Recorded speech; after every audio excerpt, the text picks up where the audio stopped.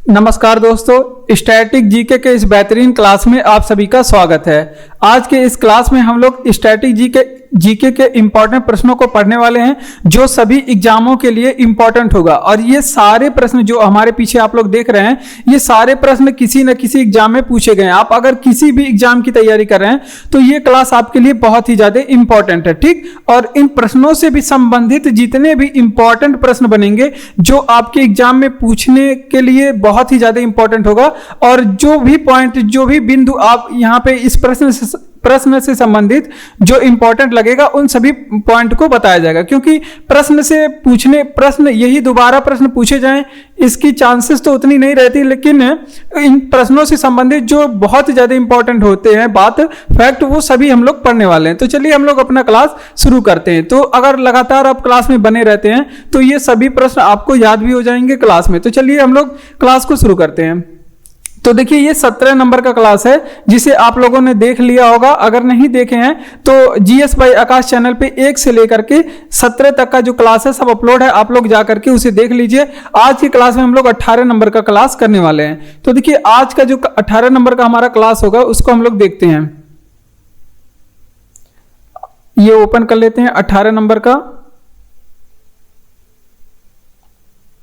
ठीक। तो ये हमारा 18 नंबर का क्लास होगा जिसे हम लोग आज पढ़ने वाले हैं। तो देखिए, सबसे पहला प्रश्न कह रहा है कि पृथ्वी की जुड़वा बहन कहे जाने वाले ग्रह का क्या नाम है। तो ये प्रश्न इंपॉर्टेंट है और इस प्रश्न से संबंधित जितने भी पॉइंट आज तक एग्जाम में पूछे गए सभी हम लोग पढ़ेंगे। देखिए, पृथ्वी की जुड़वा बहन की बात करें तो ये शुक्र ग्रह को कहते हैं, क्योंकि ये रूपरेखा में देखने में सभी मतलब पृथ्वी के समान है। तो इस वजह से इसे पृथ्वी की जुड़वा बहन शुक्र ग्रह को कहते हैं। इसका कुछ अन्य नाम है, इस शुक्र ग्रह को कुछ और भी नाम से जानते हैं, आइए देख लेते हैं। तो इसे पृथ्वी की भगनी भी बोलते हैं। इसे पृथ्वी की भगनी मतलब बहन होता है, जुड़वा बहन या फिर भगनी भी बोलते हैं। ये आप लोग ध्यान रखेंगे, पृथ्वी की से भगनी बोलते हैं, ये आप लोग ध्यान रखेंगे। अगर इसे साँझ का तारा बोलते हैं, क्या बोलते हैं? इसे साँझ का तारा। अगर आपसे पूछे किस ग्रह को कहते हैं तो शुक्र ग्रह को। अगर आपसे पूछे कि भोर का तारा किस ग्रह को कहते हैं तो वो भी शुक्र ग्रह को कहते हैं। अगर एग्जाम में पूछा जाता है कि पृथ्वी के सबसे नजदीक ग्रह कौन सी है, अगर आपसे पूछे कि पृथ्वी के सबसे नजदीक ग्रह कौन सी है तो भी आपका शुक्र हो जाएगा। इसके अलावा एक बात और आप लोग याद रखेंगे, पृथ्वी के सबसे नजदीक ग्रह भी शुक्र हो जाएगा। अगर आपसे पूछे कि सबसे चमकीला ग्रह कौन सा है, सौरमंडल में सबसे चमकीला ग्रह कौन सा है, तो सबसे चमकीला ग्रह की बात करें तो भी क्या हो जाएगा? शुक्र हो जाएगा, ठीक। तो इतनी बातें यहां से ध्यान रखेंगे। सबसे चमकीला ग्रह भी पूछ ले तो भी आप लोग क्या बताएंगे? शुक्र बताएंगे। तो इतनी बातें आप लोग ध्यान रखेंगे। अब अगर आपसे पूछे कि इसकी घूर्णन दिशा कैसी होती है, पृथ्वी शुक्र की बात करें तो इसका घूर्णन कैसा होता है, तो शुक्र का घूर्णन जो है वो पूर्व साइड से लेकर पूर्व साइड से पश्चिम की दिशा की ओर होता है, पूर्व से पश्चिम की दिशा में होता है। अगर मतलब एग्जाम में पूछा जाता है कि सौरमंडल में ऐसे कितने ग्रह हैं जिसके पास उपग्रह नहीं है, अगर आपसे पूछे कि सौरमंडल में ऐसे कितने ग्रह हैं जिसके पास उपग्रह नहीं है, तो उपग्रह नहीं वाले ग्रह 2 है। एक तो आपका शुक्र ग्रह हो जाएगा और एक आपका बुध ग्रह। ये 2 ऐसे ग्रह हैं जिनके पास अपना कोई भी उपग्रह नहीं है, ठीक। और पृथ्वी की उपग्रह की बात करें तो एकमात्र उपग्रह पृथ्वी के पास क्या है? चंद्रमा है। ये सभी बातें आप लोग ध्यान रखेंगे, ठीक। तो चलिए हम लोग इसका रिवीजन करते हैं। तो ये क्लास में ही रिवीजन किया जाएगा जिससे आपको अच्छे से सभी प्रश्न तैयार हो जाएं। देखिए क्या क्या प्रश्न है। देखिए, अगर आपसे पूछे कि पृथ्वी की जुड़वा बहन किसे कहा जाता है, जुड़वा बहन पूछे या फिर भगनी का मतलब ही बहन होता है, वो कहते हैं शुक्र ग्रह को। उसके अलावा आप लोग ध्यान रखेंगे, साँझ का तारा भी शुक्र ग्रह को कहते हैं, एग्जाम में पूछा गया है। भोर का तारा भी शुक्र ग्रह को कहते हैं, एग्जाम में पूछा गया है। और पृथ्वी के सबसे नजदीक ग्रह कौन सा है, ये भी एग्जाम में पूछा गया है, शुक्र है। और सबसे चमकीला ग्रह सौरमंडल में शुक्र ग्रह है, ये भी पूछा गया है। अब इसकी घूर्णन की बात करें तो ये पूर्व से पश्चिम इसकी घूर्णन होती है।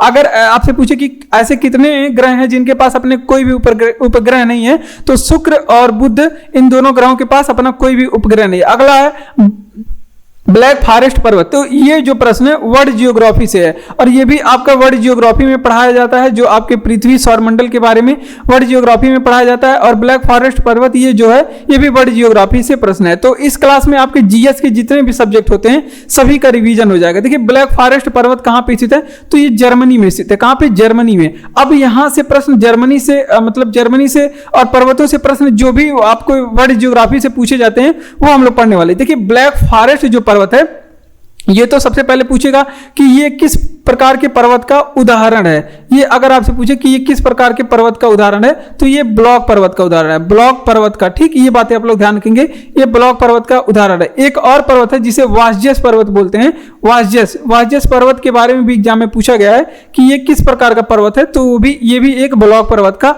उदाहरण है। ठीक, इतनी बात आप लोग ध्यान रखेंगे। इसी ब्लैक फॉरेस्ट से एक नदी का उद्गम होता है। ब्लैक फॉरेस्ट पर्वत से एक नदी का उद्गम होता है, जिसे क्या बोलते हैं, जिसे डेन्यूब नदी बोलते हैं। क्या बोलते हैं?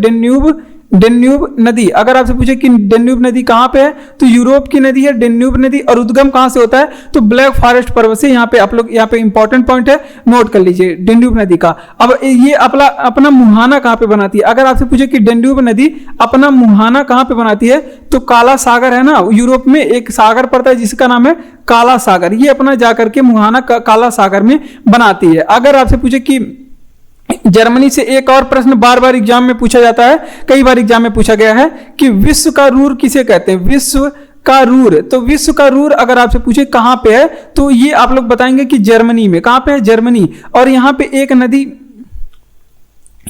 नदी है जर्मनी में, जिसका नाम है राइन नदी। जर्मनी का नाम, मतलब नदी का नाम क्या है? जर्मनी में है ये ब्लैक पर्वत। मतलब विश्व का रूर किसे कहते हैं, तो वो जर्मनी में है।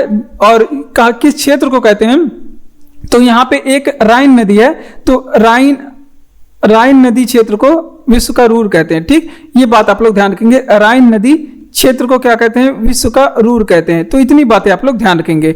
तब चलिए इसका रिवीजन करते हैं, इस प्रश्न का। देखिए क्या हम लोग पढ़े हैं। और भारत का रूर छोटा नागपुर पठार क्षेत्र को कहते हैं। देखिए ब्लैक फॉरेस्ट पर्वत कहां पे स्थित है, तो जर्मनी में स्थित है। आप लोग इसे बताएंगे। अगर आपसे पूछे कि ये उदाहरण किस प्रकार के पर्वत का उदाहरण है, तो ये ब्लॉक पर्वत का उदाहरण है। ब्लॉक पर्वत को ही भ्रंशोत पर्वत भी बोलते हैं, तो ये ब्लॉक पर्वत का उदाहरण है। वासजस पर्वत भी आपसे पूछे तो भी ये ब्लॉक पर्वत का उदाहरण है। ठीक, अगर आपसे पूछे कि उद्गम कहां से माना जाता है, तो डेन्यूब नदी में इसका उद्गम माना जाता है। कहां पे? डेन्यूब नदी। ठीक, डेन्यूब नदी का उद्गम कहां से होता है, तो ये ब्लैक फॉरेस्ट पर्वत से होता है डेन्यूब नदी का उद्गम। अगर आपसे पूछे कि डेन्यूब नदी अपना मुहाना कहां पे बनाती है, तो ये भी आप लोग ध्यान रखेंगे कि ये अपना मुहाना काला सागर में बनाती है। अब बात कर लेते हैं विश्व का रूर।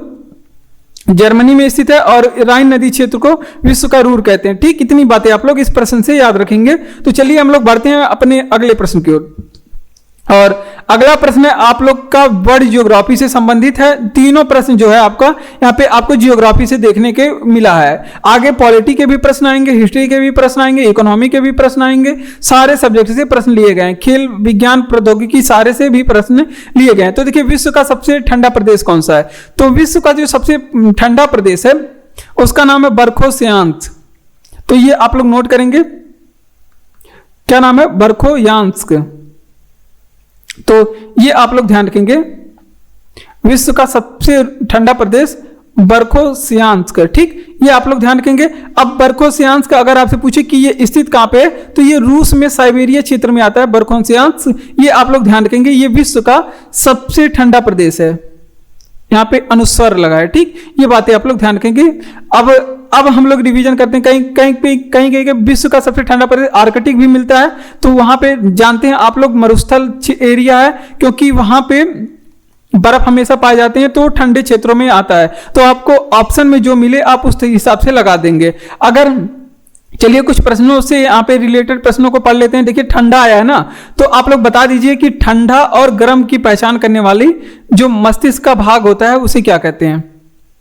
मस्तिष्क का कौन सा भाग ठंडा एंड गर्म की पहचान करता है? गर्म की पहचान करता है। तो ठंडा और गर्म की पहचान करने वाला जो मस्तिष्क का पार्ट होता है,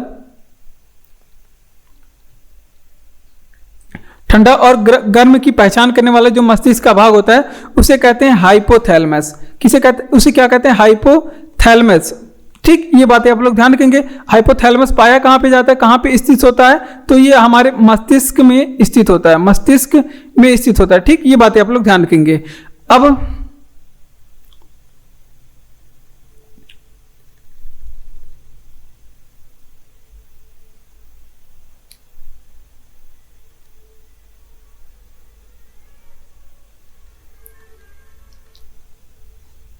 अब कुछ प्रश्नों के बारे में हम लोग देख लेते हैं और भी। जैसे अगर आपसे पूछे कि सबसे ठंडा ग्रह बता दीजिए, अगर आपसे पूछे कि सबसे ठंडा ग्रह कौन सा है, तो सबसे ठंडा ग्रह जो है वो आपके वरुण है। वरुण ग्रह सबसे ठंडा ग्रह है। क्यों सबसे ठंडा ग्रह है?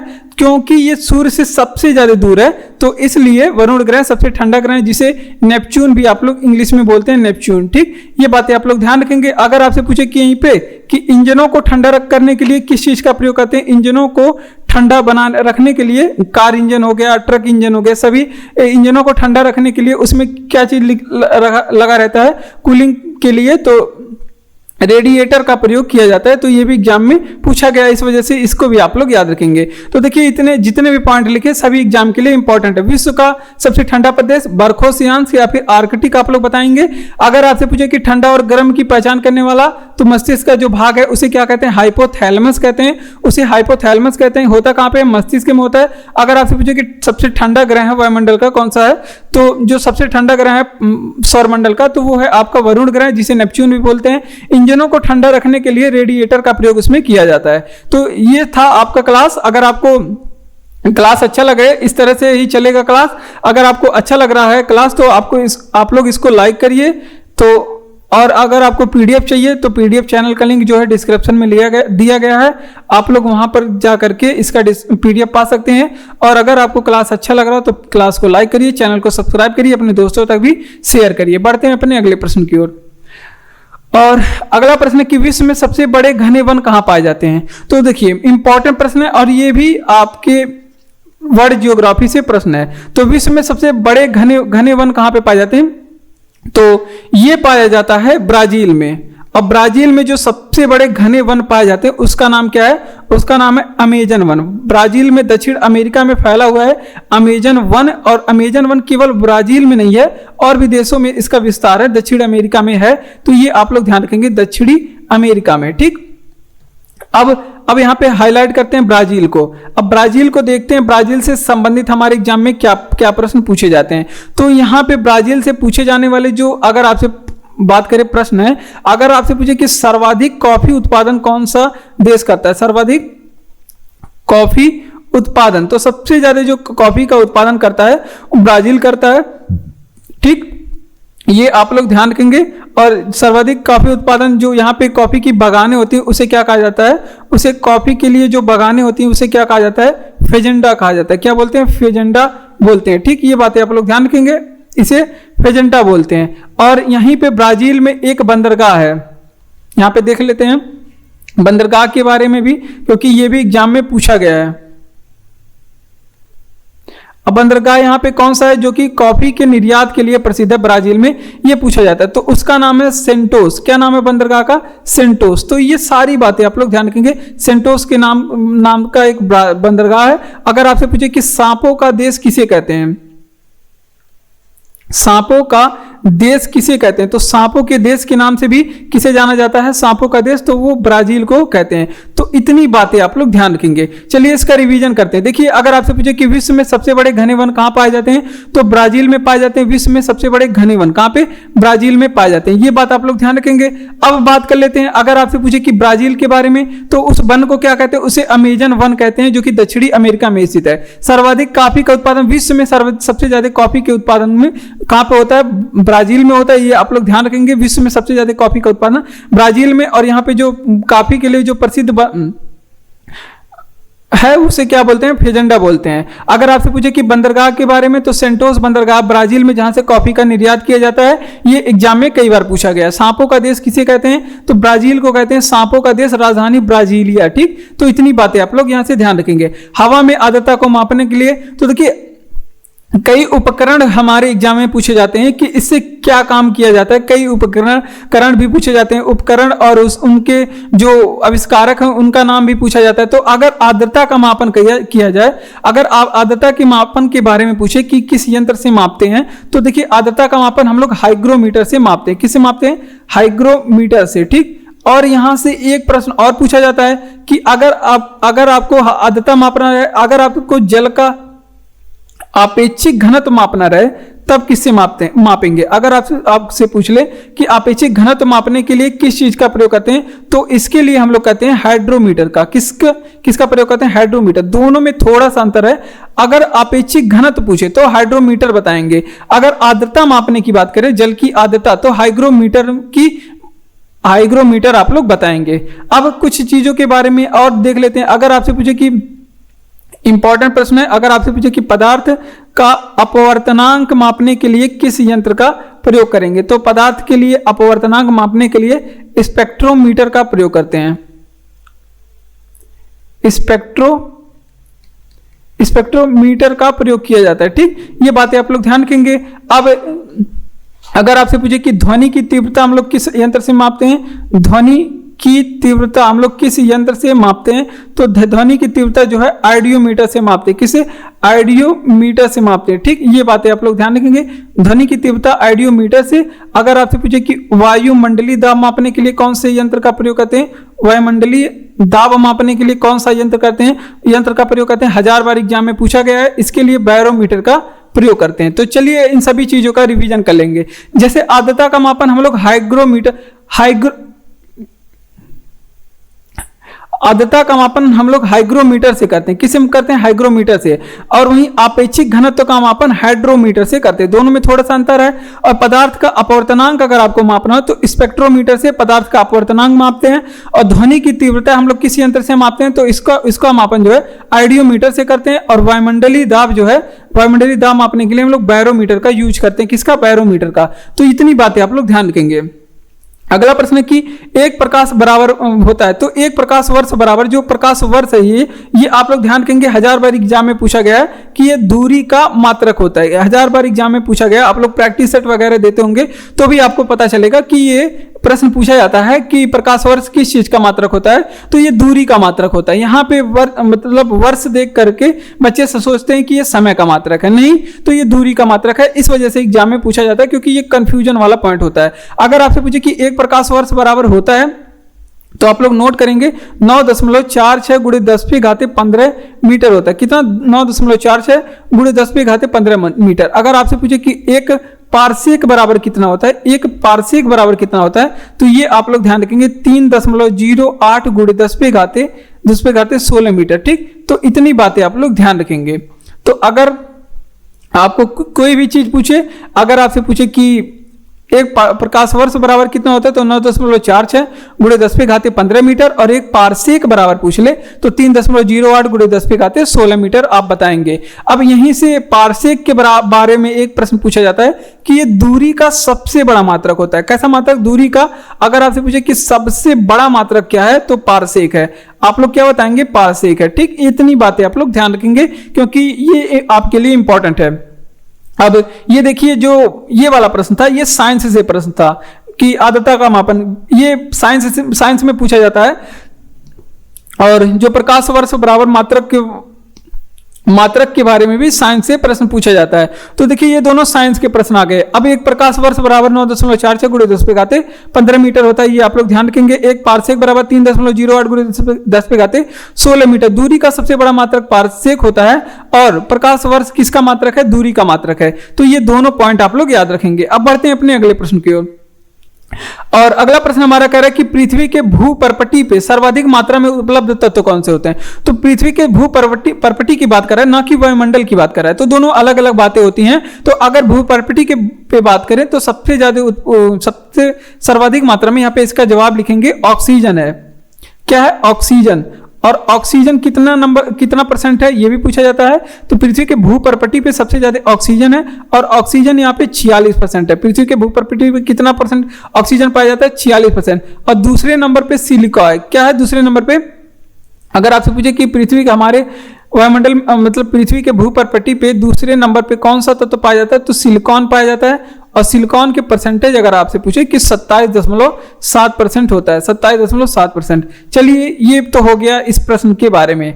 अब हम लोग कुछ एडिशनल पॉइंट देखते हैं। अगर आपसे पूछे कि वायुमंडल में बताइए, वायुमंडल में गैसों का क्रम बताइए, तो देखिए वायुमंडल में 3 चीजें आप लोग कम से कम ध्यान रखेंगे। अगर आपसे पूछे कि वहीं पे वायुमंडल में ऑक्सीजन कितने पाए जाते हैं, ऑक्सीजन के बारे में पूछ ले, तो सबसे पहले तो आपको सबसे पहले आप लोग को नाइट्रोजन लिखना चाहिए। अगर आपसे पूछे कि वायुमंडल में नाइट्रोजन कितने पाए जाते हैं, तो कितना % पाया जाता है, तो नाइट्रोजन जो है वायुमंडल में ये 78% पाए जाते हैं, लगभग 78%। और ऑक्सीजन की बात कर ले, वायुमंडल में ऑक्सीजन कितने % पाए जाते हैं, तो ये यहाँ पे वायुमंडल की बात हो रहा है, तो इसमें 21%, लगभग 21% आप लोग ध्यान रखेंगे ऑक्सीजन पाए जाते हैं। अगर आपसे पूछे कि वायुमंडल में कार्बन की % कितनी है, कार्बन, तो ये मोस्ट इंपॉर्टेंट, कई बार एग्जाम में ये ज्यादा एग्जाम में पूछा जाता है, क्योंकि ये 0.03% पाया जाता है, बच्चे यहाँ पे कंफ्यूज रहते हैं, तो ये कार्बन वाला आप लोग कम से कम याद रखेंगे। चलिए रिवीजन करते हैं। देखिए, पृथ्वी के भूपर्पटी पे सर्वाधिक मात्रा में पाए जाने वाला तत्व, तो अगर भूपर्पटी पे पूछ रहा है तो सबसे ज्यादा ऑक्सीजन पाया जाता है 46%, और दूसरे नंबर पे है, सेकंड नंबर पे क्या है, सिलिकॉन है। सिलिकॉन है कितना, 27.7%। अब अगर वायुमंडल की बात करें तो नाइट्रोजन 78% पाया जाता है, ऑक्सीजन 21% पाया जाता है, और कार्बन कितना % पाया जाता है, 0.03% पाया जाता है। अगला प्रश्न है हमारा, ये भी आपको साइंस से होता है प्रश्न, और ये जो प्रश्न था आपके पृथ्वी के भूपर्पटी पे सर्वाधिक मात्रा में उपलब्ध तत्व, ये जियोग्राफी से था, और ये इंडियन जियोग्राफी से था। ठीक, इंडियन जियोग्राफी से, यहाँ पे IN हम लोग IG लिख लेते हैं, इंडियन जियोग्राफी। अब साइंस का क्या प्रश्न है कि पानी की शुद्धतम रूप को क्या कहते हैं, तो पानी का सबसे शुद्धतम रूप 1000 बार एग्जाम में पूछा गया है, ये होता है वर्षा का जल। वर्षा का जो जल होता है वो सबसे शुद्ध माना गया है अब तक, सबसे शुद्ध। अब पानी के बारे में कुछ चीजें देख लेते हैं, क्योंकि पानी भी एग्जाम में पूछा जाता है। तो पानी का अगर आपसे पूछे कि pH मान कितना होता है, तो इसका pH मान 7 होता है। 7 होता है जो वो उदासीन रहता है।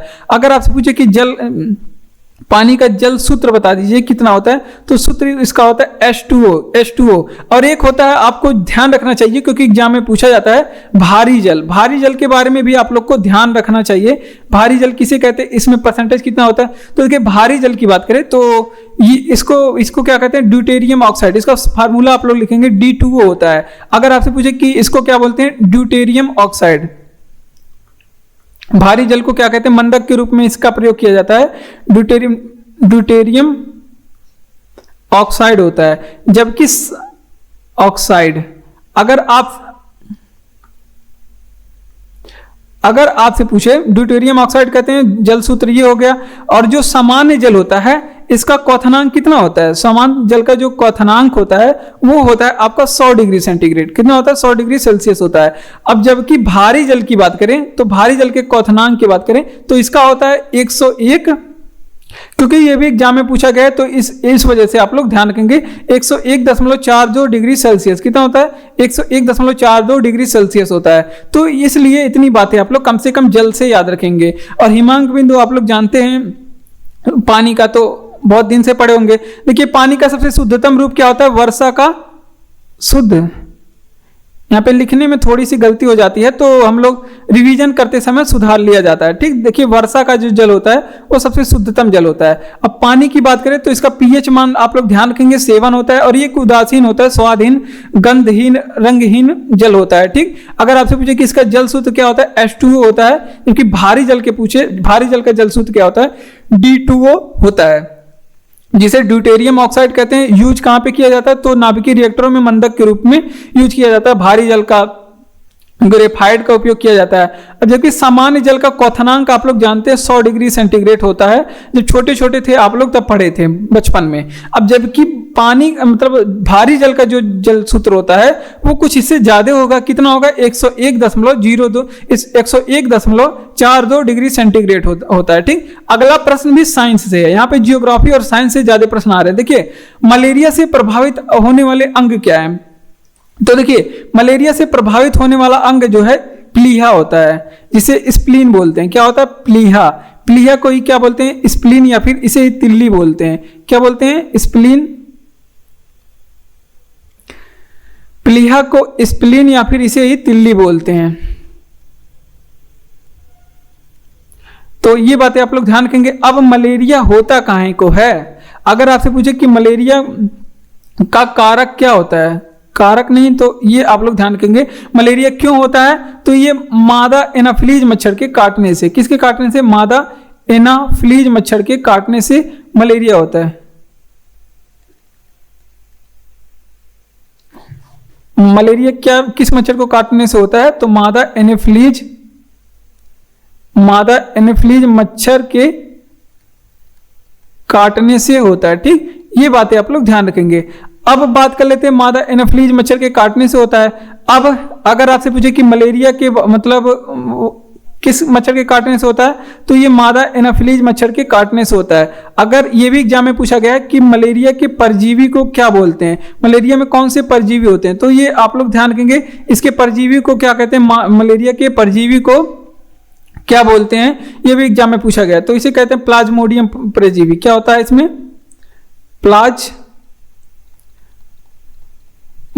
प्लाज्मोडियम परजीवी होता है। ये बात आप लोग ध्यान रखेंगे। अगर आपसे पूछे कि मादा एनाफिलीज मच्छर के काटने से मलेरिया होगा, इस बात की खोज किसने की थी, तो ये भी आप लोग ध्यान रखेंगे। इस बात की खोज की थी रोनाल्ड रॉस ने। किसने, रोनाल्ड रॉस ने इस बात की खोज की थी। ठीक, इतनी बातें आप लोग ध्यान रखेंगे। अगर आपसे पूछे कि डेंगू बुखार किस मच्छर के काटने से होता है, डेंगू बुखार किस मच्छर के काटने से होता है, तो ये एंडीज मच्छर के काटने से, एंडीज मच्छर के काटने से डेंगू बुखार होता है। ठीक, तो ये सारी बातें आप लोग ध्यान रखेंगे। और भी यहाँ पे मतलब मलेरिया या फिर मच्छरों के से होने वाले रोगों के बारे में भी हम लोग आगे के एग्जामों में पढ़ेंगे, क्योंकि बहुत प्रश्न यहाँ से पूछे जाते हैं। देखिए, मलेरिया से होने वाले रोग से प्रभावित अंग कौन सा है, तो इससे प्लीहा प्रभावित होता है, जिसे स्प्लीन बोलते हैं, ये प्रभावित होता है। ये एग्जाम में पूछा जाता है ये प्रश्न। और मलेरिया में कारक क्या होता है, तो मादा एनाफिलीज मच्छर के काटने से मलेरिया होता है। और मलेरिया के परजीवी को क्या बोलते हैं, प्लाज्मोडियम बोलते हैं। मलेरिया के परजीवी को प्लाज्मोडियम परजीवी होता है। और खोज किसने की थी मलेरिया की, तो रोनाल्ड रॉस ने इसकी खोज की थी। और डेंगू बुखार की बात करें तो एंडीज मच्छर के काटने से होता है। चलिए हम लोग अपने अगले प्रश्न की ओर बढ़ते हैं। तो अगला प्रश्न है कि सूर्य के किरणों में कौन सी विटामिन मिलता है। तो देखिए, जो सूर्य का किरण है, और ये प्रश्न भी हमारा साइंस से है। अब देखिए, सूर्य के किरणों में कौन सा विटामिन मिलता है, तो इसमें विटामिन डी मिलता है। कौन सा विटामिन डी मिलता है, ठीक, सूर्य के किरणों में हो गया। अगर आपसे पूछे कि मछली के तेल में, मछली के यकृत तेल से कौन सा विटामिन होता है, मछली के यकृत तेल से कौन सा विटामिन मिलता है, तो वो भी आपके विटामिन डी मिलता है। ठीक, अब विटामिन डी के बारे में जो आज तक एग्जाम में पूछा गया है, अगर आपसे पूछे कि इसका रासायनिक नाम बताइए, तो विटामिन डी का जो रासायनिक नाम है कैल्सीफेरॉल है। क्या है, विटामिन डी का रासायनिक नाम कैल्सीफेरॉल होता है। ये आप लोग ध्यान रखेंगे। और विटामिन डी का रासायनिक नाम हो गया कैल्सीफेरॉल होता है। ये बात आप लोग ध्यान रखेंगे। अब कुछ प्रश्नों के बारे में देख लेते हैं। अगर आपसे पूछे कि विटामिन डी की कमी से कौन सा रोग होता है, तो विटामिन डी की कमी से अगर आपसे पूछे कि रोग कौन सा होता है, तो इसके कमी से स्कर्वी नामक रोग हो जाता है। विटामिन सी की कमी से स्कर्वी नामक रोग होता है। अगर आपसे पूछे कि विटामिन डी की कमी से कौन सा रोग होता है, तो जिसे बोलते हैं रिकेटस। क्या बोलते हैं,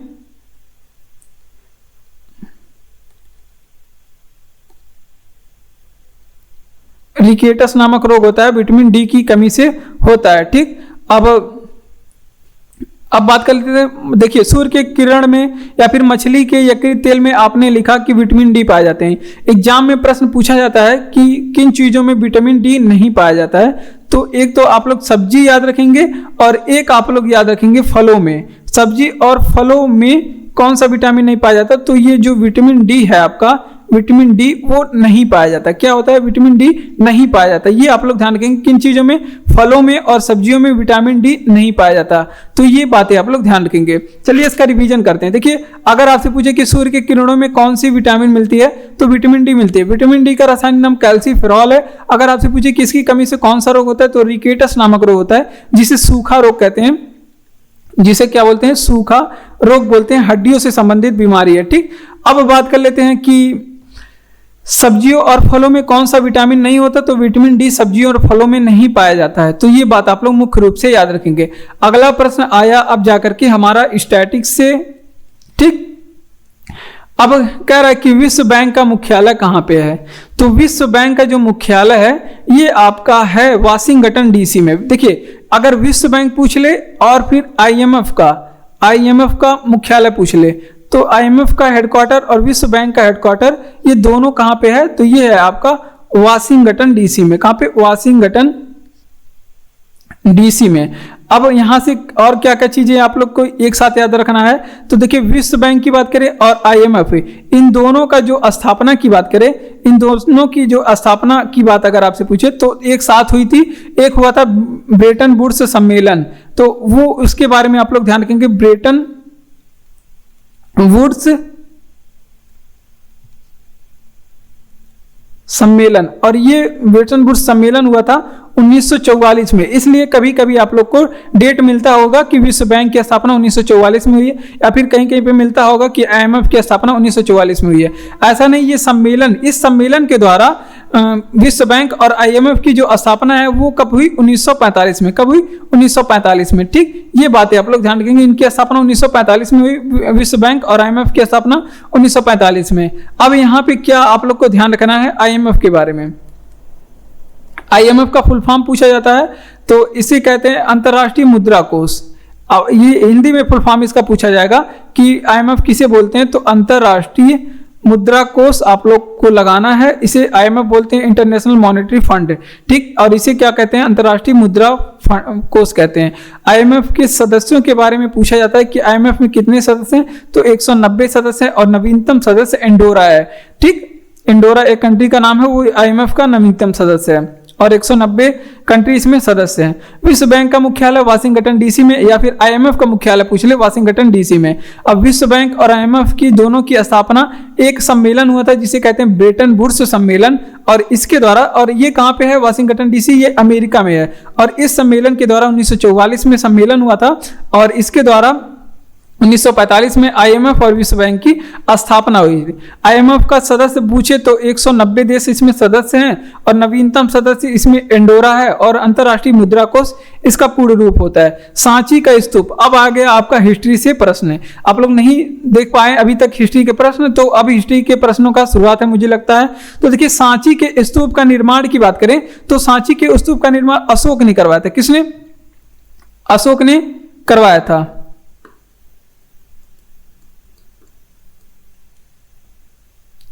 ये बात आप लोग ध्यान रखेंगे। और अगर आपसे पूछे कि सांची का स्तूप जो है ये स्थित कहां पे है, सांची का स्तूप ये मध्य प्रदेश में स्थित है। किस प्रदेश में? मध्य प्रदेश में स्थित है। अगर आपसे पूछे कि सांची का स्तूप का संबंध किस धर्म से है, सांची के स्तूप का संबंध किस धर्म से है, तो ये बौद्ध धर्म से संबंधित है। किस धर्म से? बौद्ध धर्म से संबंधित है। तो इतनी बातें आप लोग ध्यान रखेंगे। और मंदिरों के बारे में, और सांची का स्तूप कितने रुपए के नोट पे है, तो ये भी पूछा गया है एग्जाम में, तो आप लोग रखे होंगे जेब में। तो ये 200 रुपए के नोट पे सांची का स्तूप बना रहता है। आप लोग नहीं देखें तो नोट जेब से निकाल करके देख लीजिए। अब एक और जो मध्य प्रदेश में इंपॉर्टेंट मंदिर है जिसके बारे में पूछा जाता है, तो यहाँ पे खजुराहो मंदिर के बारे में पूछा जाता है। खजुराहो मंदिर, खजुराहो में ढेर सारी मंदिरें स्थित है मध्य प्रदेश के खजुराहो में, जिसे खजुराहो मंदिर भी ऐसे एग्जाम में पूछा जाता है। और ये आप लोग ध्यान रखेंगे। अगर आपसे पूछे खजुराहो मंदिर के बारे में तो सबसे पहले तो यही आप लोग बताएंगे, यही पूछा जाता है कि ये कहाँ पे स्थित है, तो ये मध्य प्रदेश में आप लोग बताएंगे। अब खजुराहो के मंदिर में और क्या, अगर आपसे पूछे कि इसका निर्माण किसने करवाया था, खजुराहो मंदिर का निर्माण किसने करवाया था, तो नरसिंह वर्मन ने इसका निर्माण करवाया था। किसने?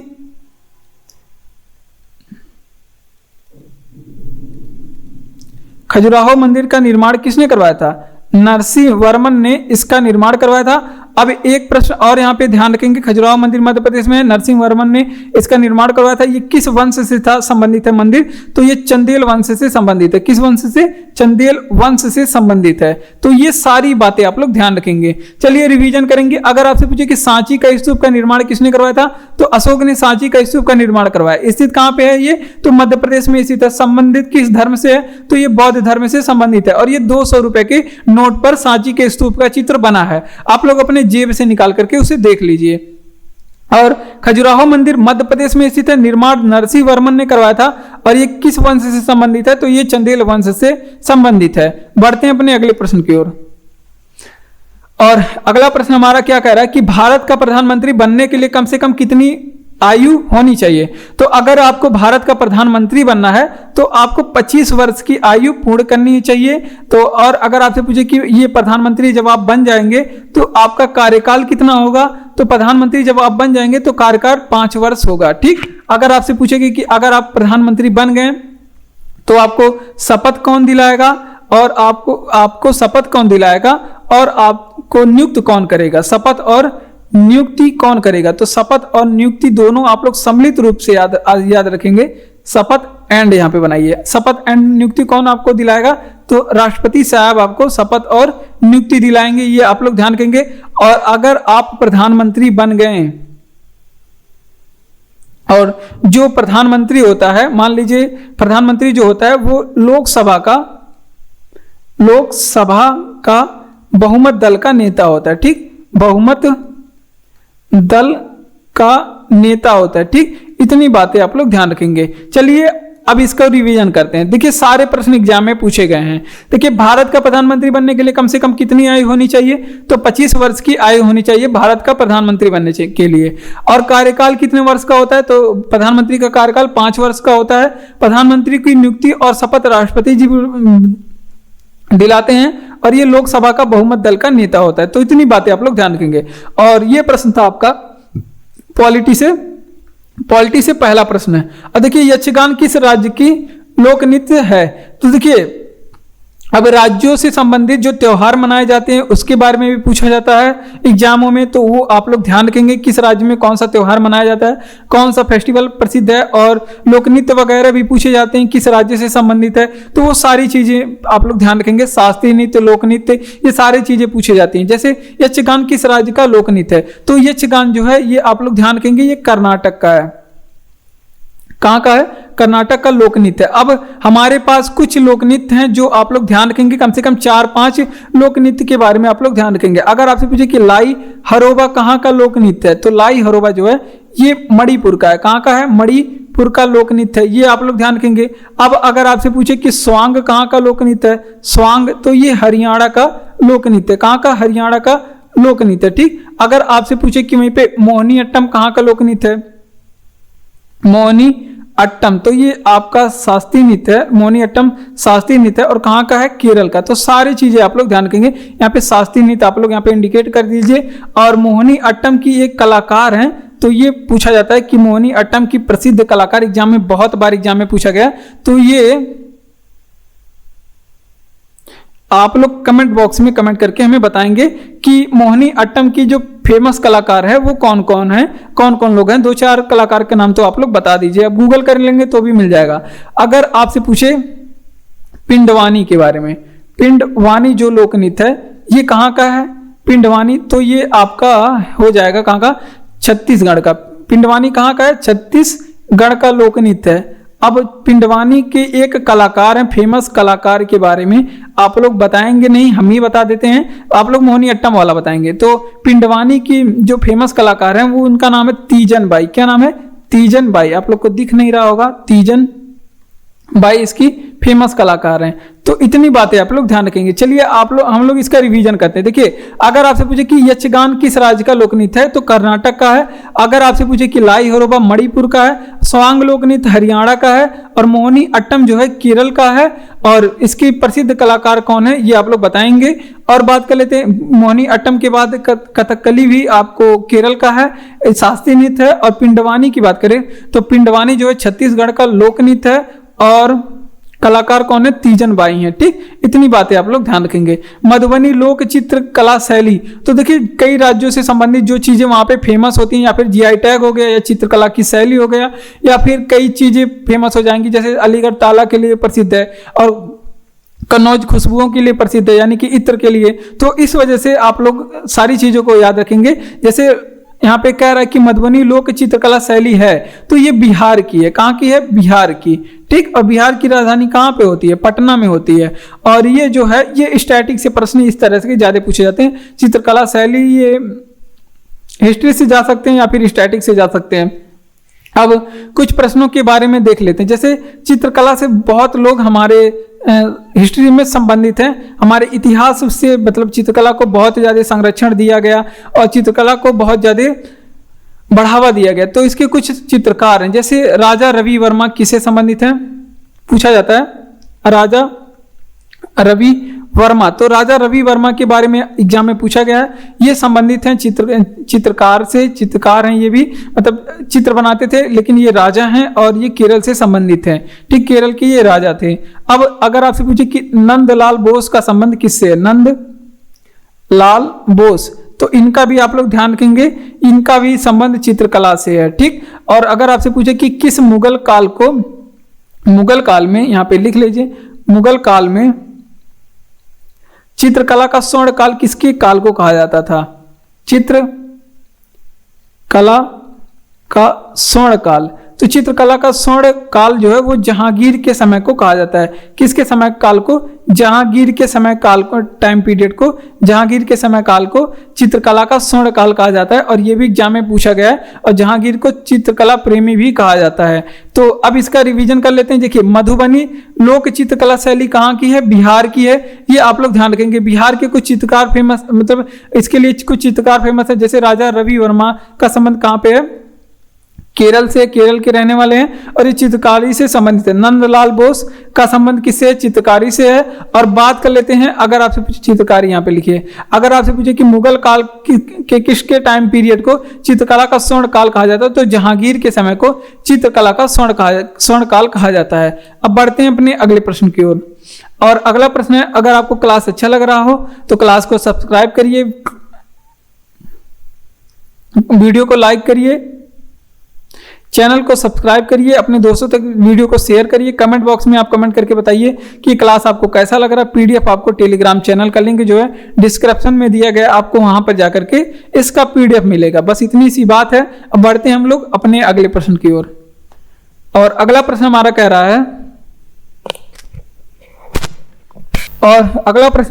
है, कि मैकमोहन रेखा किन दो देशों के बीच में सीमा बनाती है? तो मैकमोहन रेखा की बात करें तो ये रेखा जो है ये भारत और चीन के बीच में स्थित है। किसके बीच में? तो ये आप लोग ध्यान रखेंगे, भारत और चीन के बीच में सीमा बनाती है। और भी कुछ हमारे कुछ पड़ोसी देशों के साथ जो हमारा भारत सीमा बनाता है, उसके रेखाओं को कुछ नाम दिया गया और इन रेखाओं के बारे में पूछा जाता है कि किन देशों के बीच में कौन सी रेखा है। जैसे अगर आपसे पूछे कि रेड क्लिफ रेखा किन दो देशों के बीच में है, रेड क्लिफ रेखा किन दो देशों के बीच में है, तो ये आप लोग ध्यान रखेंगे भारत और पाकिस्तान के बीच में स्थित है। किन दो देशों के बीच में? भारत और पाकिस्तान के बीच में स्थित है। अगर आपसे पूछे कहीं पे कि डूरंड रेखा किन दो देशों के बीच में स्थित है, डूरंड रेखा किन दो देशों के बीच में है, तो ये भारत और अफगानिस्तान के बीच में, भारत एंड अफगानिस्तान के बीच में स्थित है। ठीक,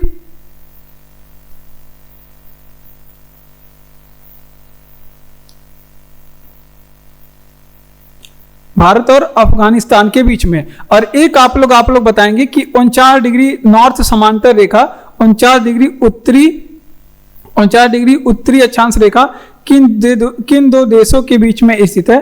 49 डिग्री उत्तरी अक्षांश रेखा, तो इसके बारे में भी पूछा जाता है। और ये उत्तरी अमेरिका, तो ये कनाडा और अमेरिका के बीच में स्थित है। किन दो देशों के बीच में स्थित है? उत्तरी अमेरिका में है ये रेखा, और कनाडा और अमेरिका के बीच में स्थित है। तो इतनी बातें आप लोग रेखाओं से याद रखेंगे, क्योंकि रेखाओं से संबंधित प्रश्न एग्जाम में पूछे जाते हैं। आइए चलिए रिवीजन करते हैं। देखिए, मैकमोहन रेखा किन दो देशों के बीच में सीमा बनाती है? तो ये भारत और चीन के बीच में सीमा बनाती है। वहीं आप लोग ध्यान रखेंगे, रेड क्लिफ रेखा किन दो देशों के बीच में खींचा गया है? तो भारत और पाकिस्तान के बीच में खींचा गया है। डूरंड रेखा की बात करें, भारत और अफगानिस्तान के बीच में सीमा बनाती है डूरंड रेखा। और 49 डिग्री उत्तरी अक्षांश रेखा की बात करें तो ये कनाडा और अमेरिका के बीच में सीमा बनाती है। तो इतनी बातें आप लोग ध्यान रखेंगे। प्याज में खाद्य भाग क्या है? तो जो खाने योग्य भाग है प्याज में, और ये साइंस से प्रश्न है, खाने योग्य भाग को क्या है? तो जिसको हम लोग खाते हैं वो प्याज का तना होता है। क्या होता है? तना होता है। अब प्याज के बारे में कुछ प्रश्न पूछ लेते हैं। अगर आपसे पूछे कि प्याज का रंग लाल उसमें उपस्थित किस वर्णक की वजह से होता है, क्योंकि ये भी साइंस वगैरह में पूछे जाते हैं। प्याज का रंग लाल क्यों होता है? तो एंथोसाइनिन होता है। एंथोसाइनिन के वजह से, एंथोसाइनिन नामक इसमें वर्णक पाए जाते हैं, जिसके वजह से प्याज का रंग क्या होता है? लाल होता है। ठीक, तो ये बातें आप लोग ध्यान रखेंगे। अब अगर आपसे पूछे कि प्याज में गंध किसके वजह से आते हैं, प्याज में गंध की बात करें किस चीज की वजह से आते हैं, तो ये सल्फर, उसमें उपस्थित सल्फर की वजह से प्याज में गंध आते हैं। किस चीज की वजह से? सल्फर की वजह से गंध आते हैं।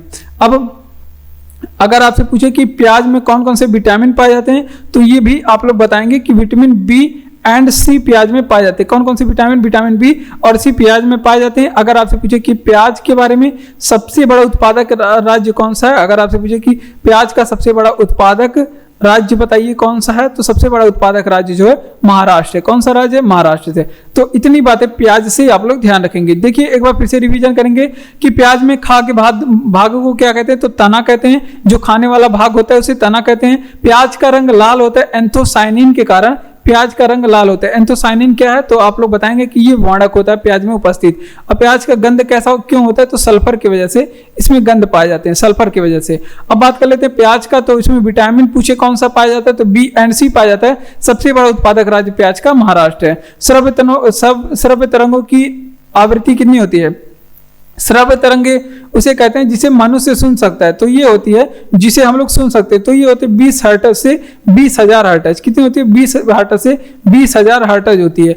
अगर आपसे पूछे कि अवश्रव्य तरंगे किसे बोलते हैं, अवश्रव्य तरंगे किसे बोलते हैं, तो अवश्रव्य तरंगों के बारे में बात करें तो ये होता है 20 हर्ट्ज से कम जो भूकंप तरंगे होती है वो अवश्रव्य तरंगे होती हैं, तो ये आप लोग ध्यान रखेंगे 20 हर्ट्ज से कम होती है। अगर आपसे पूछे कि प्राश्रव्य तरंगे कितनी होती हैं, किसे कहते हैं, प्राश्रव्य तरंगे किसे कहते हैं, तो प्राश्रव्य तरंगों के बारे में बात करें तो ये होती है आपके 20,000 हर्ट्ज से अधिक। कितनी होती है, 20,000 हर्ट्ज से अधिक होती है। तो ये सारी बातें आप लोग यहाँ पे ध्यान रखेंगे। चलिए इसका रिवीजन करेंगे। देखिए क्या कह रहा है, और एक संबंध पूछा जाता है, एक संबंध भी आप लोग ध्यान रखेंगे, v बराबर एन लेमडा होता है, v बराबर एन लेमडा होता है। अब v बराबर क्या होता है, तो ये ध्वनि का वेग होता है, वेग होता है। n बराबर क्या होता है, n किसे कहते हैं, आवृत्ति को कहते हैं, n किसे कहते हैं, आवृत्ति को कहते हैं।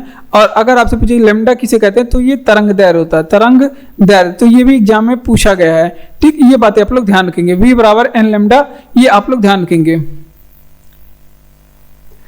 तो इसका रिवीजन करेंगे। देखिए कई बार एग्जाम में पूछा जाता है, ये रेलवे वगैरह के एग्जाम में ज्यादा पूछा जाता है कि श्रव्य तरंगों की आवृत्ति कितनी होती है, तो 20 हर्ट्ज से 20,000 हर्ट्ज। आप कई लोगों को नहीं पता होगा, आप लोग ध्यान रखेंगे। और ये साइंस से प्रश्न था।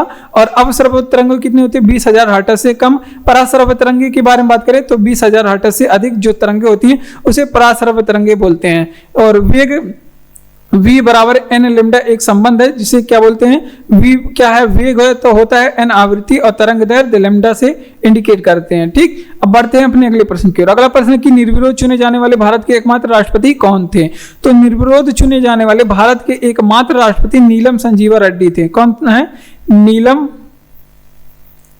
संजीवा रेड्डी थी, ठीक। ये बातें आप लोग ध्यान रखेंगे। अब राष्ट्रपतियों के बारे में बताएंगे आप लोग कि हमारे भारत के, अगर भारत की बात करें, भारत में तो आप लोग बताएंगे कि पहले राष्ट्रपति कौन थे। आप लोग, बहुत आसान क्वेश्चन है, आप लोग जानते होंगे। अगर आपसे पूछे कि पहले राष्ट्रपति कौन थे, तो अब बच्चा बता देगा कि डॉक्टर राजेंद्र प्रसाद थे। कौन थे, डॉक्टर राजेंद्र प्रसाद। लेकिन ये पूछा क्यों गया है कि ऐसा कौन सा राष्ट्रपति था जिनका सबसे लंबा कार्यकाल था, तो डॉक्टर राजेंद्र प्रसाद का जो है सबसे लंबा कार्यकाल था। प्रश्न आपका ये था कि सबसे लंबा कार्यकाल किसका था, डॉक्टर राजेंद्र प्रसाद का। अगर आपसे पूछे कि पहली महिला भारतीय महिला राष्ट्रपति कौन थी, तो अगर आपसे पूछे कि पहली महिला राष्ट्रपति हमारी कौन थी, तो भी आप लोग बताएंगे कौन थी, तो ये थी आपकी सरोजिनी नायडू, सबसे पहली महिला राष्ट्रपति थी। कौन, उनका क्या नाम था, तो सबसे पहले प्रतिभा देवी पाटिल थी, ठीक। ये बातें आप लोग ध्यान रखेंगे, सरोजिनी नायडू नहीं भाई, प्रतिभा देवी पाटिल, प्रतिभा पाटिल इनका नाम था, ठीक। ये बातें आप लोग ध्यान रखेंगे। ये पहली महिला राष्ट्रपति बनती हैं। अगर आपसे पूछे कि भारत के पहले मुस्लिम राष्ट्रपति कौन थे, भारत के पहले मुस्लिम राष्ट्रपति कौन थे, तो ये डॉक्टर जाकिर हुसैन थे। कौन थे, जाकिर हुसैन थे। तो इतनी बातें आप लोग यहाँ पे ध्यान रखेंगे। सबसे पहले मुस्लिम राष्ट्रपति कौन थे, जाकिर हुसैन थे। चलिए इसका रिवीजन करेंगे। देखिए अगर आपसे पूछे कि निर्विरोध चुने जाने वाले भारत के एकमात्र राष्ट्रपति कौन थे, तो नीलम संजीवा रेड्डी भारत में निर्विरोध चुने जाने वाले एकमात्र राष्ट्रपति थी। ये बातें आप लोग ध्यान रखेंगे। और अगला प्रश्न है कि भारत के पहले राष्ट्रपति कौन थे, तो राष्ट्रपति तो पहले वाले थे डॉक्टर राजेंद्र प्रसाद, लेकिन आपको बताना है सबसे लंबा कार्यकाल किस राष्ट्रपति भारत में था, तो वो था आपका डॉक्टर राजेंद्र प्रसाद का। अब पहली महिला राष्ट्रपति कौन थी भारत की, तो वो प्रतिभा पाटिल थी। ये भी आप लोग ध्यान रखेंगे। और पहले मुस्लिम राष्ट्रपति पूछे तो जाकिर हुसैन पहले मुस्लिम राष्ट्रपति हैं। अगला प्रश्न है कि भारत विश्व का सबसे ऊंचा पर्वत शिखर कौन सा है, तो विश्व का जो सबसे ऊंचा पर्वत शिखर है माउंट एवरेस्ट है। क्या है, माउंट एवरेस्ट। तो बहुत आसान प्रश्न है, और ये है आपका वर्ल्ड जियोग्राफी से प्रश्न है, माउंट एवरेस्ट, ठीक। अगर आपसे पूछे कि आपको इसकी हाइट बतानी है कितनी है, तो 8,848 मीटर इसकी हाइट है। कितनी, 8,848 मीटर या फिर 8,850 एवरेज में लिया जाता है, हाइट इसकी है, ठीक, माउंट एवरेस्ट की। अगर आपसे पूछे कि ये स्थित कहाँ पे है, तो ये नेपाल में स्थित है। और नेपाल में इसे क्या कहा जाता है, तो ये भी एग्जाम में पूछा जाता है। तो इसे सागर माथा, नेपाल के लोग क्या बोलते हैं, सागर माथा बोलते हैं। अगर आपसे पूछे कि माउंट एवरेस्ट को तिब्बत में किस नाम से जानते हैं, तिब्बत में, तो तिब्बत अब चीन के अधिपत्य में है और तिब्बत में इसे चेमोलुंगमा कहते हैं। क्या बोलते हैं, चेमोलुंगमा कहते हैं। तो ये सारी बातें आप लोग ध्यान रखेंगे। चेमोलुंगमा माउंट एवरेस्ट को कहते हैं, स्थित नेपाल में है। तो ये सारी बातें आप लोग ध्यान रखेंगे। अगर आपसे पूछे कि माउंट एवरेस्ट की खोज किसने किया था, माउंट एवरेस्ट की खोज मोस्ट इंपॉर्टेंट प्रश्न है कि माउंट एवरेस्ट की खोज किसने किया था। तो इसकी खोज किसने किया था, तो जॉर्ज एवरेस्ट ने किया था।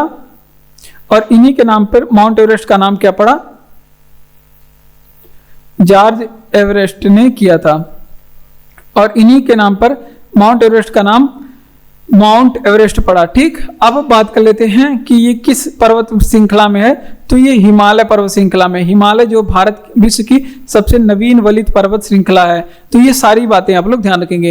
ये वर्ल्ड जियोग्राफी से प्रश्न था। चलिए इसका रिवीजन करते हैं कि विश्व का सबसे ऊंचा पर्वत कौन सा है। तो माउंट एवरेस्ट विश्व का सबसे ऊंचा पर्वत है। हाइट कितनी है, 8,848 मीटर। स्थित कहाँ पे है, नेपाल में स्थित है। और बात कर लेते हैं नेपाल में से किस नाम से जानते हैं, सागर माथा बोलते हैं। तिब्बत में चेमोलुंगमा बोलते हैं। खोज इसका जॉर्ज एवरेस्ट ने किया। और ये हिमालय की एक चोटी है, सबसे ऊंची चोटी है। ठीक, अगर विश्व की सबसे ऊंची चोटी पूछे तो माउंट एवरेस्ट, हिमालय की सबसे ऊंची चोटी माउंट एवरेस्ट, अगर एशिया की सबसे ऊंची चोटी पूछे तो माउंट एवरेस्ट है। अगर नेपाल की सबसे ऊंची चोटी पूछ ले तो भी माउंट एवरेस्ट। अगर आपसे पूछे कि किस नदी को दक्षिण की गंगा कहा जाता है, तो किस नदी को, तो गोदावरी नदी को। यहां पे आप लोग नोट करेंगे कि गोदावरी नदी को दक्षिण की गंगा कहा जाता है।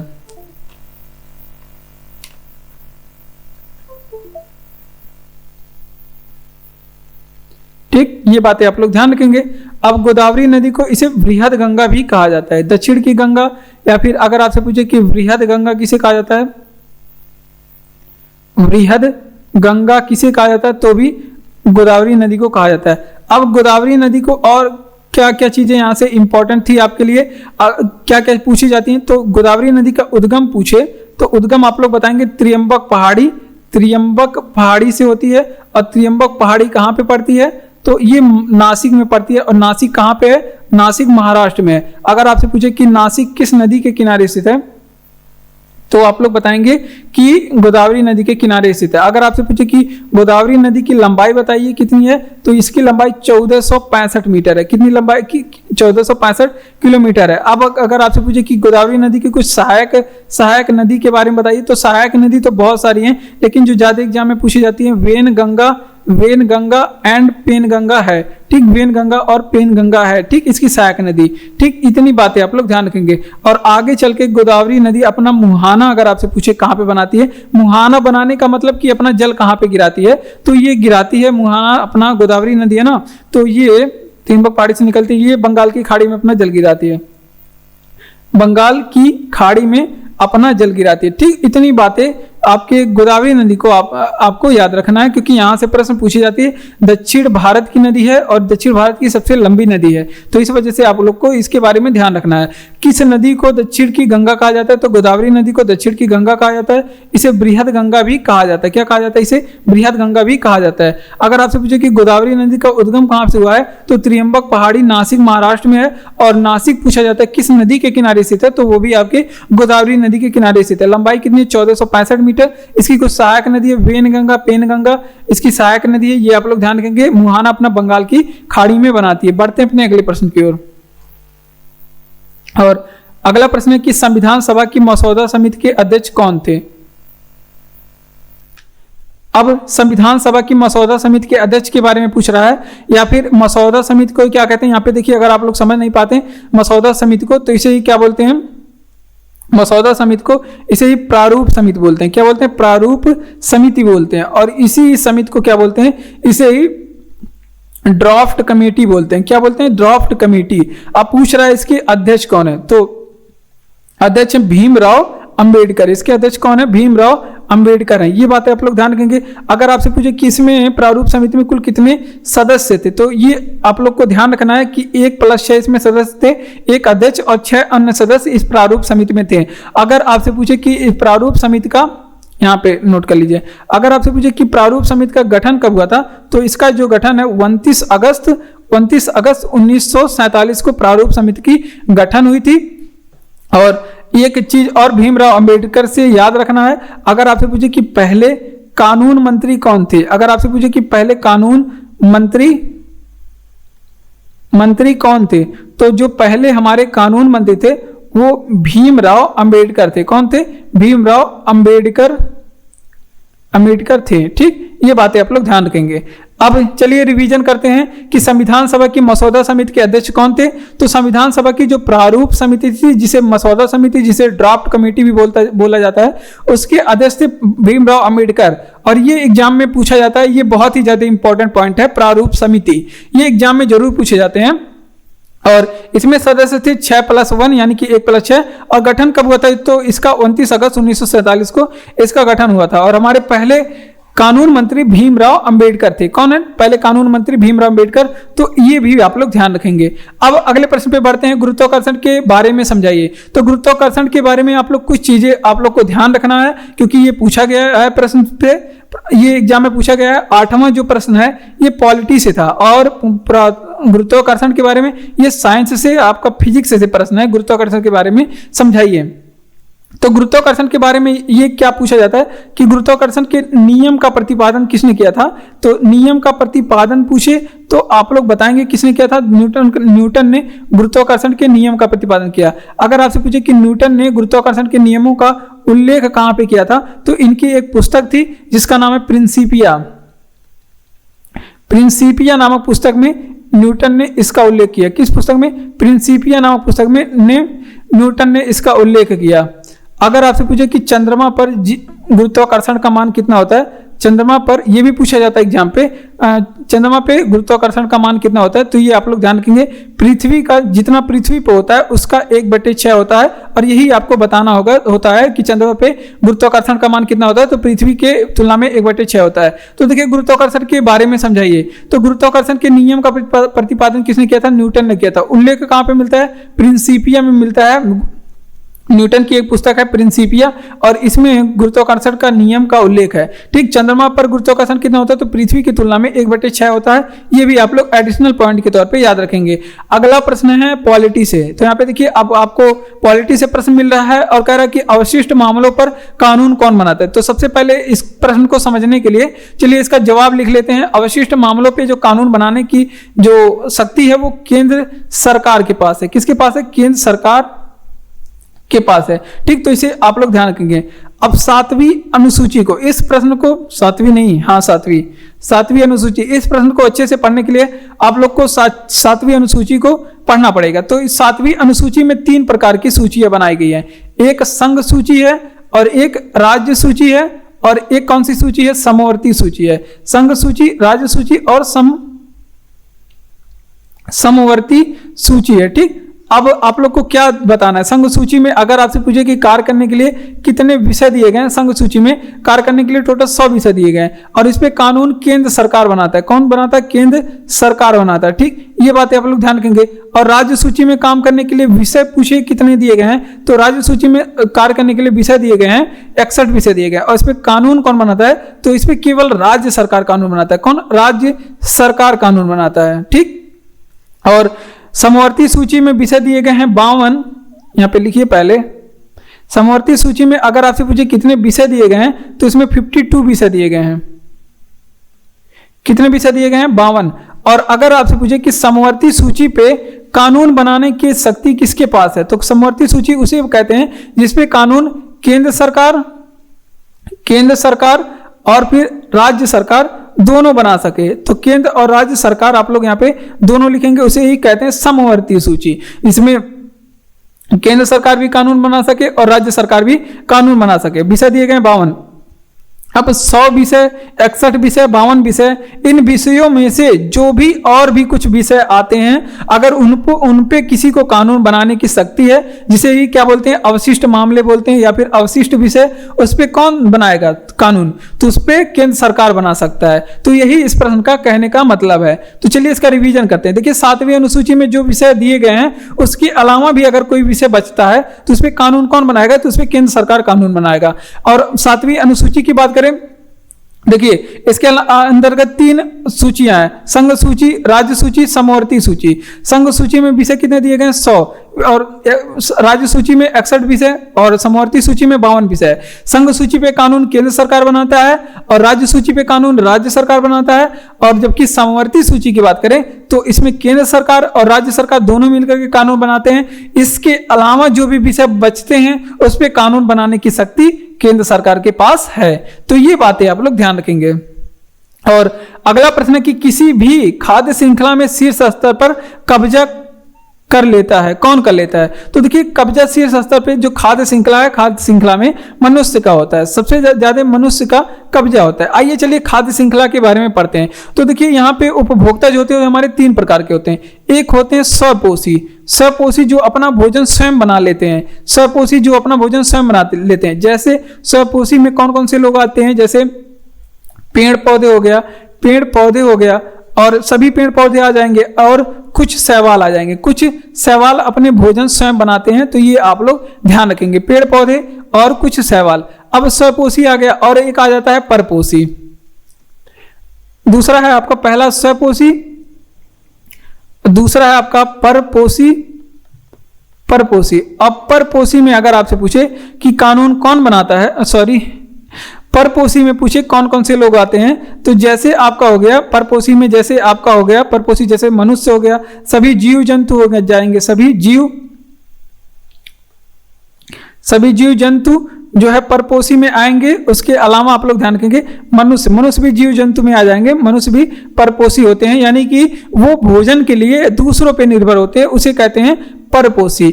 अब और एक होता है तीसरे नंबर पे आपका हो जाएगा अपघटक। और अपघटक के बारे में क्या आप लोग को ध्यान रखना है कि ये अपघटक जैसे आपका हो गया बैक्टीरिया हो गया, बैक्टीरिया ये अपघटक होते हैं, बैक्टीरिया अपघटक कहे जाते हैं, एंड कवक। और ये अपना भोजन कैसे बनाते हैं? तो ये मृत कार्बनिक पदार्थों से अपना भोजन बनाते हैं। तो ये बातें आप लोग ध्यान रखेंगे। चलिए हम लोग इसका रिवीजन करते हैं। किसी भी खाद्य श्रृंखला में शीर्ष स्तर पर कौन कब्जा कर लेता है? तो मनुष्य कब्जा कर लेता है। अब इस प्रश्न से संबंधित जो आपके एग्जाम में पूछे जाते हैं, पूछे जाने के चांसेस हैं, उसको हम लोग पढ़ने वाले हैं। देखिए, और खाद्य श्रृंखला में 3 श्रेणी में बांटा गया है। किन किन श्रेणियों में? देखिए 3 श्रेणी में। एक होते हैं स्वपेशी, जो अपने पेड़ पौधे और जीव जंतु, कुछ शैवाल आते हैं, पेड़ पौधे और कुछ शैवाल आते हैं जो अपना भोजन स्वयं बनाते हैं, उसे स्वपोषी बोलते हैं। परपोषी जो भोजन के लिए दूसरों पर निर्भर होते हैं, उन्हें परपोषी कहते हैं। जैसे जीव जंतु हो गए मनुष्य हम लोग भोजन के लिए किस पे निर्भर होते हैं? पेड़ पौधे पे निर्भर होते हैं, तो उससे हमें भोजन मिलता है। अब अपघटक ऐसे जो अपना भोजन किससे बनाते हैं? ऐसे जीव जो अपना भोजन मृत कार्बनिक पदार्थों से बनाते हैं, जैसे बैक्टीरिया हो गया और कवक हो गया। अगला प्रश्न कि विश्व विकास रिपोर्ट कौन प्रकाशित करता है? तो विश्व विकास रिपोर्ट जो है वो विश्व बैंक प्रकाशित करता है। विश्व बैंक, अभी हमने विश्व बैंक के बारे में बताया है, आप लोग फिर से बताएंगे कि विश्व बैंक की अगर आपसे पूछे कि स्थापना किसने किया, अगर आपसे पूछे कि विश्व बैंक कब हुआ और किस सम्मेलन के द्वारा, अगर आपसे पूछे कि हेडक्वार्टर कहाँ पे स्थित है, और IMF के बारे में भी अभी आप लोग बताएंगे कि IMF का हेडक्वार्टर कहाँ पे स्थित है। अगर आपसे पूछे कि IMF की स्थापना कब हुई थी, ये भी आप लोग बताएंगे, और किस सम्मेलन के द्वारा IMF एंड विश्व बैंक की स्थापना हुई, किस सम्मेलन के द्वारा विश्व बैंक एंड IMF की स्थापना हुई। ठीक, ये बातें आप लोग ध्यान रखेंगे, मतलब ये बातें आप लोग बताएंगे। तो विश्व विकास रिपोर्ट कौन प्रकाशित करता है? तो विश्व बैंक आपका प्रकाशित करता है। ठीक, ये बातें आप लोग ध्यान रखेंगे। अब IMF के बारे में एक बात और बता दीजिएगा भैया, किसमें सदस्य कितने हैं? IMF में सदस्य कितने हैं? और सबसे नवीन सदस्य तो हमने बताया ही नहीं था, वो आप लोग बताएंगे क्या? आप लोग लिख लेंगे, एंडोरा है सबसे नवीन सदस्य IMF का, एंडोरा है। चलिए अगला प्रश्न है, संसार का सबसे बड़ा डेल्टा कौन सा है? तो विश्व का जो सबसे बड़ा डेल्टा है, और ये वर्ल्ड जियोग्राफी का प्रश्न है। और विश्व विकास रिपोर्ट ये करंट का है, करंट का मान सकते हैं, स्टैटिक का मान सकते हैं, और खाद्य श्रृंखला ये साइंस का प्रश्न था। और देखिए संसार का सबसे बड़ा डेल्टा जो है सुंदरवन का डेल्टा है, सुंदरवन का डेल्टा है, सुंदरवन डेल्टा। अब इसके बारे में क्या क्या प्रश्न पूछे जाते हैं, देखिए सुंदरवन के डेल्टा के बारे में पूछा जाता है, इसका नाम कैसे पड़ा, तो यहाँ पे सुंदरी नामक वृक्ष पाए जाते हैं, सुंदरी नामक वृक्ष पाए जाते हैं, इसके वजह से इसका नाम सुंदरवन डेल्टा पड़ा। कौन सा वृक्ष, सुंदरी नामक वृक्ष पाए जाते हैं। अगर आपसे पूछे कि सुंदरवन डेल्टा की आकृति कैसी है, तो इसकी आकृति त्रिभुजाकार है। कैसी आकृति है, त्रिभुजाकार इसकी आकृति है। अब सुंदरवन डेल्टा के बारे में और क्या पूछा जाएगा, तो इससे एक प्रश्न ये और पूछा जाता है कि ये स्थित कहाँ पे है, तो इसके लिए बताएंगे आप लोग कि ये इंडिया में स्थित है, और इंडिया में पूछे कहाँ पे, तो ये पश्चिम बंगाल में, कहाँ पे, पश्चिम बंगाल में स्थित है। अब यहां से और एक प्रश्न आप लोग यहां पे नोट करेंगे, सुंदरवन डेल्टा के बारे में क्या, निर्माण इसका कैसे होता है। सुंदरवन डेल्टा के बारे में अगर आपसे पूछे कि निर्माण किन नदियों के द्वारा होता है, तो ये आप लोग बताएंगे गंगा एंड ब्रह्मपुत्र नदियों से, ब्रह्मपुत्र, और एक गंगा की वितरिका नदी है जिसे क्या बोलते हैं, हुगली नदी। तो कहीं कहीं पे गंगा, ब्रह्मपुत्र और हुगली नदी भी मिल जाता है, तो आप लोग घबराएंगे नहीं। तो देखिए संसार का सबसे बड़ा डेल्टा कौन सा है, सुंदरवन डेल्टा। सुंदरवन डेल्टा का नाम सुंदरवन डेल्टा क्यों पड़ा, क्योंकि यहाँ पे सुंदरी नामक वृक्ष, इस क्षेत्र में सुंदरवन डेल्टा के क्षेत्र में सुंदरी नामक वृक्ष पाए जाते हैं, जिसकी वजह से सुंदरवन डेल्टा का नाम सुंदरवन डेल्टा पड़ा। आकृति कैसी है इस डेल्टा की, तो इसकी आकृति त्रिभुजाकार है। कैसी आकृति है, त्रिभुजाकार है। और स्थित कहाँ पे है, ये इंडिया में पश्चिम बंगाल में स्थित है। अब निर्माण कैसे हुआ, तो गंगा और ब्रह्मपुत्र नदी के सम्मेलन से इसका निर्माण हुआ। बढ़ते हैं अपने अगले प्रश्न की ओर। और अगला प्रश्न है कि स्वदेशी आंदोलन के दौरान जो स्वराज ध्वज किसने डिजाइन किया था। देखिए स्वदेशी आंदोलन और हमारा जो राष्ट्रीय ध्वज है, इन दोनों के लिए ध्वज बनाए गए थे, वो अलग अलग ध्वज हैं। स्वदेशी आंदोलन के लिए पूछे ध्वज किसने डिजाइन किया था, तो आप लोग महात्मा गांधी बताएंगे। कौन, किसे बताएंगे, महात्मा गांधी के नाम, गांधी को बताएंगे। जबकि अगर हमारा राष्ट्रीय ध्वज पूछे तो पिंगली वेंकैया ने उसकी अभिकल्पना प्रस्तुत की थी राष्ट्रीय ध्वज के बारे में। तो ये दोनों अलग अलग चीज है। तो अब स्वदेशी आंदोलन के बारे में कुछ प्रश्न देख लेते हैं जो हमारे एग्जाम के लिए इंपॉर्टेंट है, क्योंकि यहां से सारे प्रश्न आपको इंपॉर्टेंट ही बताए जाएंगे। अब अगर आपसे पूछे कि ध्वज जो था इसके कुछ रंग भी थे, तो ये हमारा जवाब है महात्मा गांधी ने। और इसके रंग कौन कौन से थे, तो ये भी एग्जाम में पूछा गया है, लाल, हरा एंड पीला इस स्वदेशी ध्वज का रंग था। और इसको डिजाइन किसने किया था, महात्मा गांधी ने किया था, हमने बताया भी था। अगर आपसे पूछेगा एग्जाम में कि स्वदेशी आंदोलन का शीर्षक गीत, ये एग्जाम में पूछा भी गया है कि ये इसका शीर्षक गीत क्या था, तो स्वदेशी आंदोलन का शीर्षक गीत किसे बनाया गया था, वंदे मातरम को स्वदेशी आंदोलन का शीर्षक गीत बनाया गया था। किसे, वंदे मातरम को बनाया गया था। आप लोग बताएंगे वंदे मातरम को लिखा किसने है और किस पुस्तक में इसका संकलन मिलता है, हमने आपको बताया है। ठीक, हमने आपको बताया और आप हमें बताएंगे कमेंट बॉक्स में कमेंट करके। अब स्वदेशी आंदोलन आखिर क्यों चलाया गया भैया, क्यों चलाया गया, तो देखिए स्वदेशी आंदोलन चलाया गया था, ये 7 अगस्त 1905 को चलाया गया था। अब स्वदेशी आंदोलन यहां पे हुआ था बंगाल विभाजन। अब यहां से क्या क्या प्रश्न पूछा जाता है, क्योंकि इससे स्वदेशी आंदोलन से ये संबंधित है। बंगाल विभाजन के बारे में अगर आपसे पूछे कि इसका घोषणा किसने किया था, घोषणा कब हुआ था, तो 1905 में इसका घोषणा हुआ था। और करजन के समय में बंगाल विभाजन हुआ था, 1905 में घोषणा किसने किया था, करजन ने किया था। अब बंगाल विभाजन के विरोध में 7 अगस्त 1905 को स्वदेशी आंदोलन चला गया। कौन सा आंदोलन, स्वदेशी आंदोलन। अब इसी वजह से हमने आपको क्या बताया है कि स्वदेशी आंदोलन में अगर एक ध्वज रखा गया था, आखिर कोई आंदोलन किया जाएगा तो उसका एक ध्वज तो होना चाहिए, तो उसका ध्वज जो है महात्मा गांधी ने बनाया था। महात्मा गांधी आंदोलन वगैरह में बहुत आगे थे और उसका रंग क्या रखा था, लाल, हरा, पीला रखे थे। ठीक, और शीर्षक गीत इसमें क्या बना था, तो शीर्षक गीत इसका था वंदे मातरम। ठीक, और ये भी एग्जाम में पूछा गया, इंपॉर्टेंट पॉइंट है। बंगाल विभाजन 1000 बार एग्जाम में पूछा गया। घोषणा कब हुआ, 1905 में, किसके समय में हुआ, करजन के समय में, से विरोध में स्वदेशी आंदोलन चलाया गया। ये स्वदेशी आंदोलन से प्रैक्टिस सेट कोई भी उठाकर देख लीजिए, यहां से प्रश्न जरूर मिलेगा। ठीक, बांग्लादेश में गंगा नदी को किस नाम से जानते हैं, तो जो है बांग्लादेश में इसे पद्मा बोलते हैं। क्या बोलते हैं, पद्मा के नाम से जानते हैं। और ब्रह्मपुत्र नदी को बांग्लादेश में, यहां पे नोट करेंगे, अगर आपसे पूछे कि बांग्लादेश में ब्रह्मपुत्र नदी को किस नाम से जानते हैं, ब्रह्मपुत्र नदी को किस नाम से जानते हैं, तो इसे बोलते हैं जमुना। किस नाम से जानते हैं, जमुना। अब जो पद्मा और जमुना दोनों की संयुक्त धारा को, दोनों की जो है संयुक्त धारा को मिला करके क्या बोला जाता है? मेघना बोला जाता है। किस क्या बोला जाता है?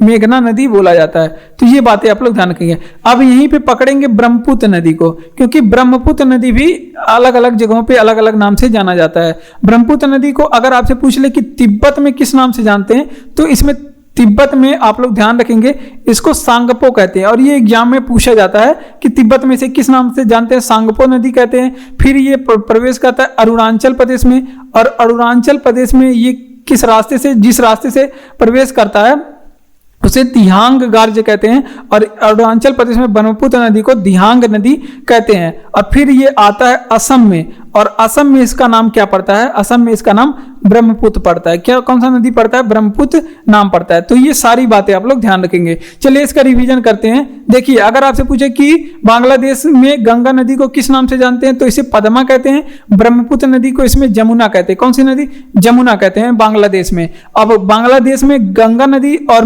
ब्रह्मपुत्र नदी को, दोनों की संयुक्त धारा को मेघना कहते हैं, ठीक। और ब्रह्मपुत्र नदी को तिब्बत में पूछे तो सांगपो कहते हैं, अरुणाचल प्रदेश में पूछे तो दिहांग कहते हैं, ब्रह्मपुत्र में पूछे असम में पूछे तो ब्रह्मपुत्र नदी कहते हैं। ब्रह्मपुत्र की जो है असम की राजधानी क्या है? दिहांग। ब्रह्मपुत्र में, ब्रह्मपुत्र नदी पे इसमें माजुली नदी द्वीप बना है, ये भी एग्जाम में पूछा गया है। जो विश्व का सबसे बड़ा नदी द्वीप है। किस त्योहार को यस्सो उत्सव कहते हैं? तो पोंगल त्योहार को यस उत्सव कहते हैं, पोंगल त्योहार को। और ये यस उत्सव जीडी के एग्जाम में ये पूछा गया प्रश्न है। ये सभी जीडी के एग्जाम में पूछा गया प्रश्न है, सभी जीडी के एग्जाम में। स्वदेशी आंदोलन जो था आधुनिक इतिहास से था।